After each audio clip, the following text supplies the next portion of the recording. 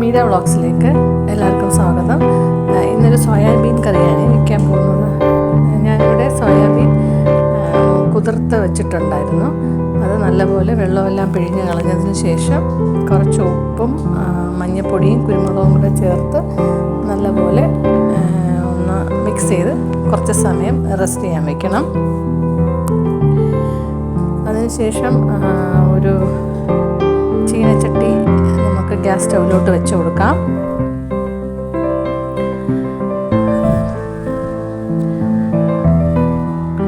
അതിനകത്തോട്ട് നമുക്ക് 1 സ്പൂൺ മുളക് പൊടിയും 1.5 സ്പൂൺ മല്ലിപ്പൊടിയും കൂടി ഇട്ട് ഒന്ന് ചൂടാക്കിയെടുക്കാം.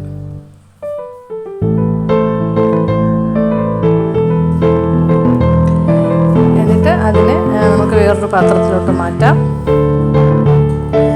എന്നിട്ട് ഈ ചീനച്ചട്ടി തന്നെ നമുക്ക് വീണ്ടും ഒന്ന് ചൂടാക്കി കുറച്ച് വെളിച്ചെണ്ണയും കൂടെ ഒഴിച്ച് നമ്മൾ ഈ ചെയ്ത് വെച്ചിരിക്കുന്ന നേരത്തെ റെസ്റ്റ് ചെയ്യാൻ വെച്ചിരിക്കുന്ന സോയാബീൻ അതിനകത്തോട്ടൊന്ന് ഇട്ട് കൊടുത്തിട്ട് നല്ലപോലെ ഒന്ന് മൂപ്പിച്ചെടുക്കാം.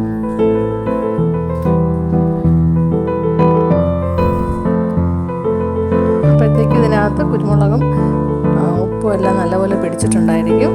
നല്ലപോലെ ഒന്ന് മൂപ്പിച്ചെടുക്കാം.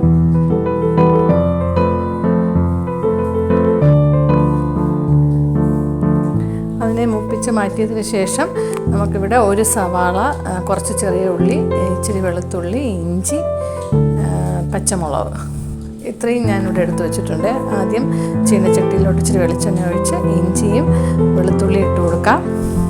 അതിനുശേഷം അരിഞ്ഞു വെച്ചിരിക്കുന്ന സവാളയും ചെറിയ ഉള്ളിയും കൂടി, 1 സവാളയാണ് ഇട്ടിരിക്കുന്നത്. എന്നിട്ട് 1 പിടി ചെറിയ ഉള്ളിയും, 2 പച്ചമുളക്, 1 തക്കാളി. ഉള്ളി മൂത്തതിന് ശേഷം തക്കാളിയും കൂടി ഇട്ടൊന്ന് വഴറ്റിയെടുക്കാം. വഴറ്റി നല്ലപോലെ ഉടച്ചതിന് ശേഷം നമ്മൾ നേരത്തെ ചൂടാക്കി വെച്ചിരിക്കുന്ന മല്ലിമുളകും ഇച്ചിരി കറി മസാലയും കൂടി ഇട്ട് നല്ലപോലെ ഒന്ന് വഴറ്റിയിട്ട് നമ്മൾ റെഡിയാക്കി വെച്ചിരിക്കുന്ന സോയാബീനും കൂടി ഒന്നിട്ട് നല്ലപോലെ ഒന്ന് ഇളക്കി മൂപ്പിച്ച് ഇച്ചിരി ചൂടുവെള്ളം കൂടി ഒഴിച്ചൊന്ന് വേവിച്ചെടുക്കാം. അതിനുശേഷം കുറച്ച് തേങ്ങാപ്പാലും കൂടി ഒഴിച്ച് നല്ലപോലെ ഇളക്കി വറ്റിച്ചെടുക്കാമേ. കുറച്ച് കറിവേപ്പിലയും കൂടി ഇട്ട് കൊടുക്കണം. അതിനുശേഷം നമ്മളൊരു ബൗളിലോട്ട് മാറ്റി ഇച്ചിരി കൊത്തമല്ലിയും കൂടെ ഇട്ട് നമുക്ക് സെർവ് ചെയ്യാം. നാളെ മറ്റൊരു വീഡിയോയുമായി കാണാം. Thank you.